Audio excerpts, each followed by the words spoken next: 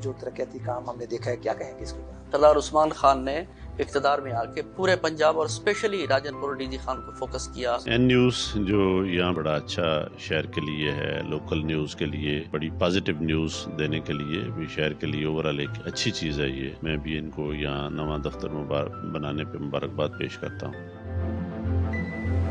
तो बीएमपी के साथ मिलकर हमने एक ऑपरेशन भी किया और कुछ और भी हमें इंटेलिजेंस भी वहाँ से मिली है। इंशाल्लाह उस पर काम जारी है। जी बिल्कुल, इस टाइम हम मौजूद हैं डेरा गाजी खान पुल डाट के ऊपर। यहाँ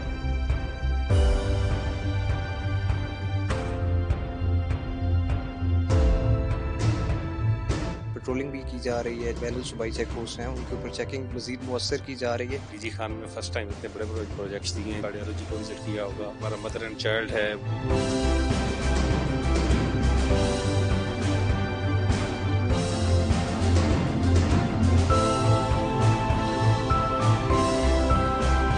मैं शुक्रिया अदा करता हूँ NTV का, और मेरे ख्याल में अभी इनिशियल डेज है कि आप यहाँ तशरीफ लाए, तो खुशी की बात है। मैं आपके इदारे N न्यूज़ की बहुत शुक्रगुजार हूँ। इस सिलसिले में मैं सबसे पहले तो आपका शुक्रिया अदा करता हूँ कि आपने मुझे इस पे कुछ कहने का मौका दिया। बहुत शुक्रिया सबसे पहले तो N न्यूज़ का कि उन्होंने यहाँ पे अपना स्टूडियो डीजी खान में बनाया।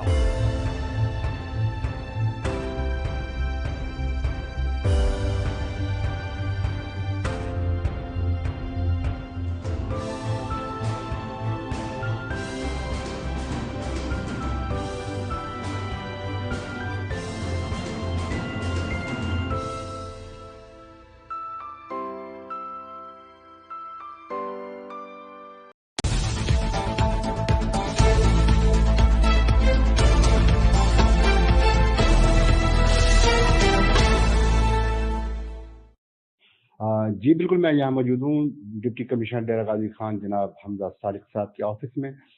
हम इनसे जानना चाहेंगे, पहले मैं आपको तारुफ करवा दूँ। जनाब हमजा सारिक साहब जो किसी तारुफ के मुताबिक नहीं है, इनके मुतालिक एक जो है ना है कि ये दबंग अफीसर हैं और जब भी एंट्री मारते हैं तो दबंग तरीके से मारते हैं। इससे पहले वो बतौर कमांडेंट बॉर्डर मिलिट्री पुलिस उन्होंने अपने फ़राइज़ सर अंजाम दिए और उनसे जो है ना हम जानना चाहेंगे कि बतौर कमांडेंट और बतौर डिप्टी कमिश्नर आपको किस चैलेंज का सामना है सर? बिस्मिल्लाहिर्रहमानिर्रहीम, thank you very much. Commandant का बेसिकली काम और है ट्राइबल एरिया के अंदर और उसका फोर्स के साथ ज़्यादा काम है, पुलिस वाला काम ज़्यादा है। डिप्टी कमिश्नर का बाकी डेवलपमेंट रिलेटेड एक्टिविटीज़, बाकी सर्विस डिलीवरी के इशूज़ वगैरह और बहुत एक वाइड रेंजिंग जो है ना काम होता है। तो बस कुछ ना कुछ फ़र्क तो है, लेकिन ज़ाहिर है डेरा गाजी खान में काम करने के लिए बहुत है, बड़ा पोटेंशियल मौजूद है। तो वो कोशिश करते रहते हैं कि जो है ना तो काम किया जाए। इसके अलावा हमने को रमज़ान के हवाले से आजकल, क्योंकि रमज़ान का महीना भी चल रहा है, वीट प्रोक्योरमेंट भी चल रही है, दो बड़ी इंपॉर्टेंट एक्टिविटीज़ चल रही हैं। तो हमारे पास 8 फिक्स रमज़ान बाज़ार हैं डेरा गाजी खान ज़िला की तीनों तहसीलों में, और इसके अलावा ट्राइबल एरिया के अंदर भी 2 बाज़ार हैं।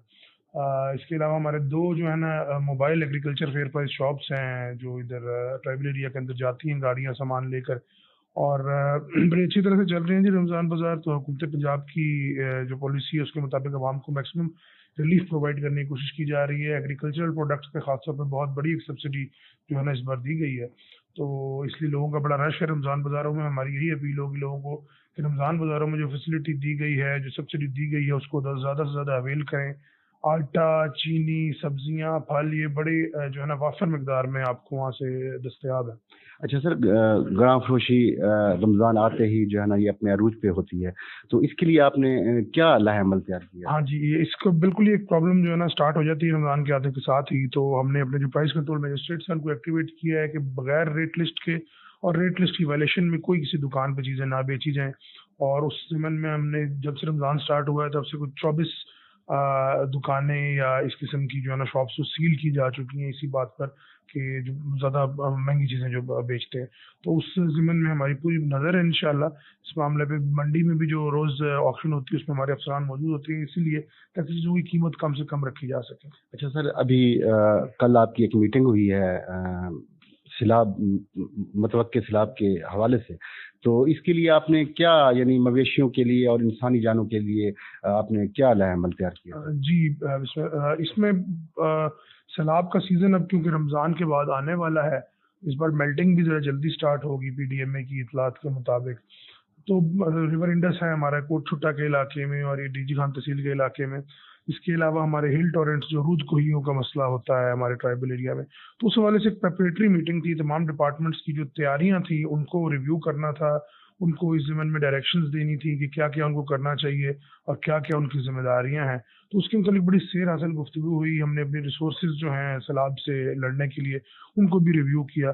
तो इंशाल्लाह मैं आपको यकीन दिलाता हूँ कि तमाम डिपार्टमेंट्स पूरी उनकी तैयारी है। मॉक एक्सरसाइजेज अब हमारी शुरू हो जाएंगी इंशाल्लाह ईद के फौरन बाद। तो किसी भी हम ऐसी सिचुएशन से, सैलाबी सूरत हाल से या डिजास्टर से निपटने के लिए इंशाल्लाह ज़िला इंतजामिया और तमाम डिपार्टमेंट्स तैयार हैं। जी बिल्कुल, सैलाब से निपटने के लिए जनाब हमजा सालिक साहब ने अपने जो है ना ख्यालात का इजहार किया कि वो निपटने के लिए तैयार हैं और कोई सुस्त रवि बर्दाश्त नहीं की जाएगी। कैमरामैन टीम के हमरा मीर हादी, एन न्यूज़, डेरा गाजी।